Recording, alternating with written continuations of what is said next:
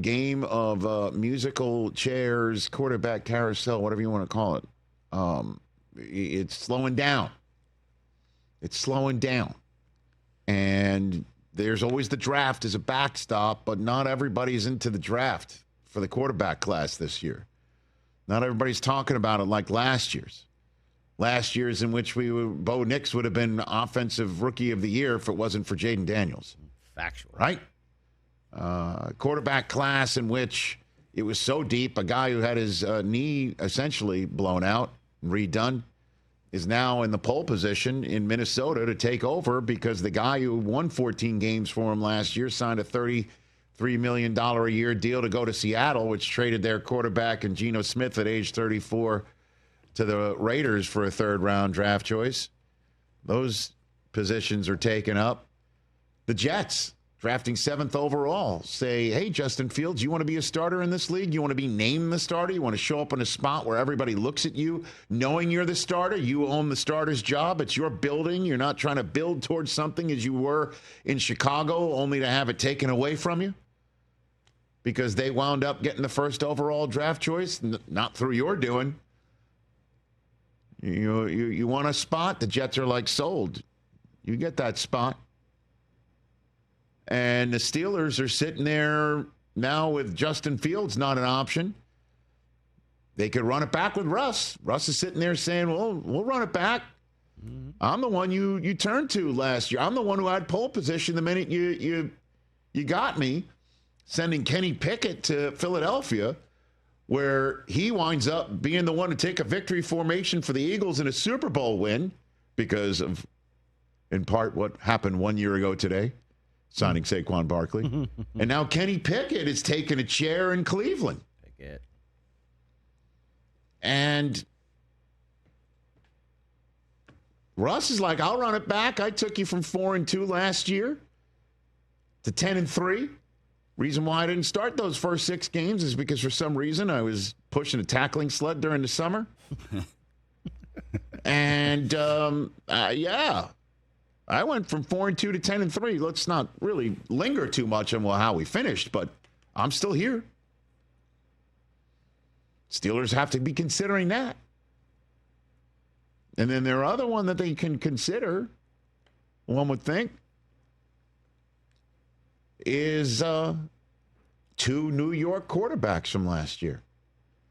But one of them, and Daniel Jones, as I had mentioned, coming out of the combine, was the target of the Indianapolis Colts to provide the competition for Anthony Richardson that the team has discovered they feel the need to present to the former top 5 drafted quarterback in Anthony Richardson. And Daniel Jones did indeed sign with the Indianapolis Colts today. So he's off the board. The Steelers could potentially just sit around till Thursday or Wednesday afternoon when the new league year hits and everybody's got to be in cap compliance. And keep an eye peeled towards Atlanta just to see if the Falcons really are going to keep Kirk Cousins at his freight as a backup quarterback to last year's 7th overall drafted quarterback. And Michael Penix Jr., who got the job because Cousins turned into a pumpkin in Atlanta last year in the latter throes of his comeback from an Achilles injury season. The Cinderella that had 2 dynamite games against the Tampa Bay Buccaneers, including a 500-yard game. Clock struck midnight, and he is now a very expensive backup that the Falcons are indicating to the free football world they're willing to keep. So that leaves sitting right now, ready to come to Pittsburgh, and I think his bags are packed. And he would hop on whatever charter he can get, wherever he is, and show up to work with a big smile on his face saying, let's get to work and trying to win a championship here before my clock strikes midnight on my career. And that's Aaron Rodgers. Now, everybody views Rodgers from the outside in.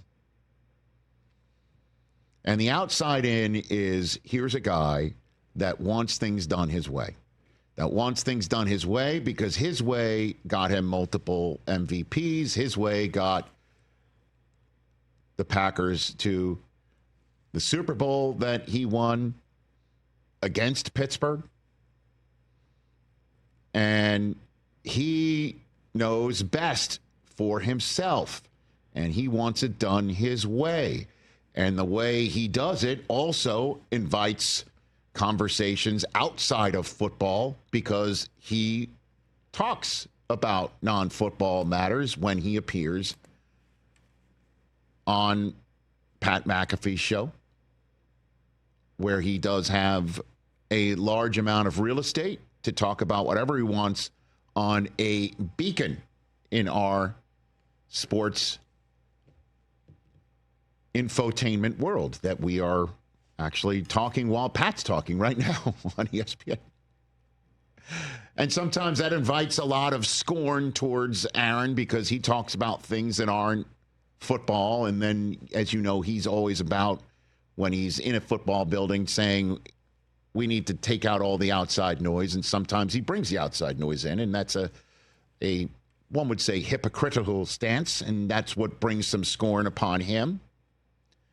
But I can tell you, in that Jets building, there were a ton of his teammates who loved him and were not happy to see him go. And when Aaron Glenn said, we're going to go with a different quarterback, there's only one Aaron here, and he's the coach, there were some Jets players who were not happy.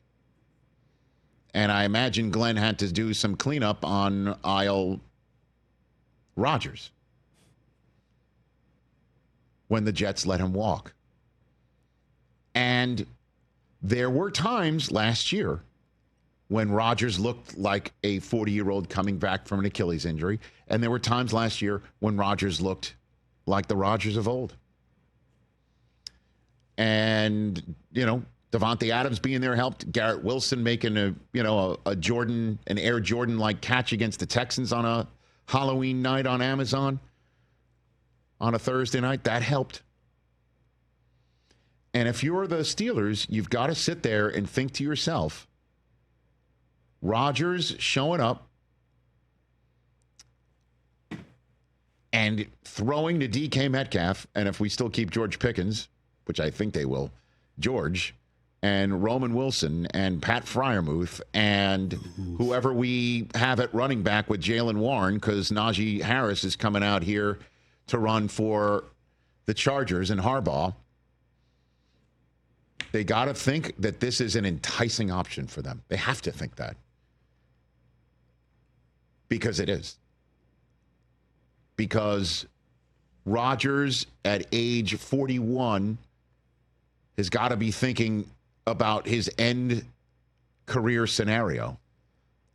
And him showing up to Pittsburgh with a defense like this and a coach that he respects.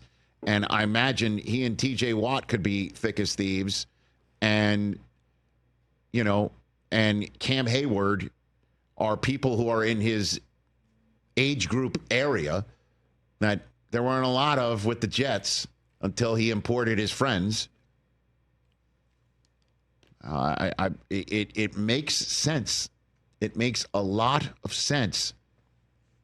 As long as the Steelers and he can come to some sort of an understanding of one another, that they're comfortable with one another, and know you're inviting a certain way of quarterbacking and a certain style of quarterbacking and a certain way of a leopard who's not changing his spots after 41 years on this earth, and an organization that is very set in its ways, and they're not changing their ways very much either. And there's a coach who has a certain style that I don't think is changing much anyway. And if they can all sit in the same room and say, what do you think? And if I'm Rodgers, I'm trying to get in that room today, yesterday, because all the other options out there right now are for teams that are 100% in rebuilding mode.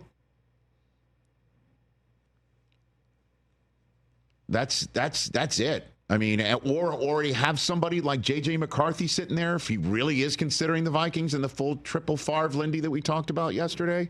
And if the Vikings really do want to invite Rodgers into the building and delay J.J. McCarthy's arrival,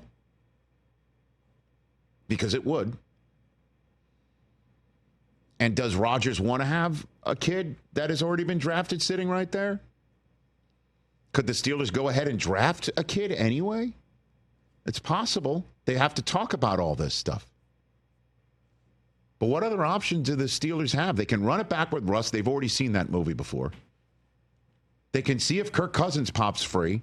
I mean, my question for you is, which OG, old guy, coming off an Achilles injury 1 year removed from it, would you rather have? You know? And that's it. Rookie or who else? Am I missing any other options? Not even Zach Wilson's an option. He showed up in Miami. Honestly, who else is sitting there? Are we missing anybody? Am I missing anybody? I'm not hearing any voices in the studio, and I'm not hearing any voices in my ears saying, you're missing this person. Trey Lance. Joe Milton. Trey Lance and Joe Milton. With T.J. Watt and Cam Hayward and that defense and the rest of the offense ready to go. Okay. So, yeah, they're options, but none better than Rodgers. None viable. There's the buzz factor, too, which I know the Steelers apparently won't outwardly say they care about, but they play the Packers and the Bills. They play the Vikings. They play the Seahawks, their division opponents, the Jets, the Chargers. Imagine Rodgers is the quarterback. They play the NFC North, man. He would go through of course he wants to go through this for the Steelers. Are you kidding me? You don't think Rodgers wants to take one last stroll through the NFC North? Yeah. I didn't even think about that until you just said it. He could take back ownership of the Bears in Chicago, go into Soldier Field. He's going to go into MetLife to take on the Jets. You don't think Rodgers wants a piece of this? You bet he does. So, what are the Steelers thinking right now? And if I'm them, I would choose the Rodgers option and maybe draft a kid in the end of the first round or second round, if it's what you want to do. But then, like I said earlier, you're running the risk, if you're Aaron Rodgers, that you start out the season slow. The Steelers are 2-5, and now every show is talking about you getting benched for the kid. I hear you saying that, but if there's one coach who would be able to block that out and not care and show up to his press conference every single week and block that out and make sure that doesn't go in the building and finish above 500 and make the playoffs anyway. Yes, but it's then the guy, it's the guy he's who'd be coaching for him. his job then, if they're at that point. He's coaching. I think Tomlin knows what time it is, as do the owners. And what time it is, it's the day before the new league year's popping. And they don't have a quarterback. But they got a $33 million wide receiver to throw to. I think Rodgers is the answer, and I think it's going to wind up being that way. And if it's Rodgers, if he has any influence, he is. I mean, what else is he going to do? I was, wait a minute, he's got a home in Nashville. That's right. Let him go to Tennessee. First overall on the clock. Where's he going to go? The Giants as well. I mean, that's an option for him. But they're third overall on the clock. These are teams that were, for a reason. The Steelers made the playoffs last year. Steelers can make the playoffs this year. Steelers play the NFC North and the Jets. Good night. Like, there's only one option in Rodgers' head right now, as far as I'm concerned, outside of not playing. Catch the Rich Eisen Show live weekdays from 12 to 3 p.m. Eastern on Roku Sports Channel in the U.S.